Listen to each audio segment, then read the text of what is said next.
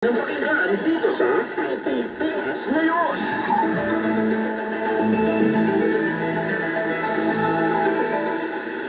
At bilang panguka sa ating segmentong sports balita, matapos ang kanyang gold medal finish sa Antalya, muling nagpasiklab si Elton Julo sa World Cup Cairo matapos makapasok sa floor exercise finals.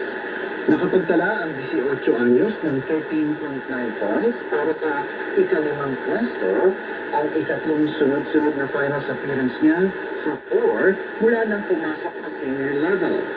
Hindi pinanag si John Ivan Cruz, gold medalist ng 2025 Southeast Asian Games, na nagtapos sa ika-21 pwesto na may 12.2 points.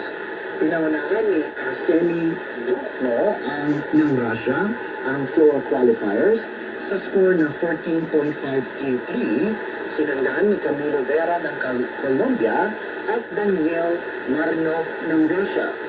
Sa pommel horse, nagtapos si Miguel Becerra sa ika-23 pwesto na may 10.666 points, habang si Justin Ace De Leon ay pumwesto sa ika-13 sa skill rings na may 11.733 points.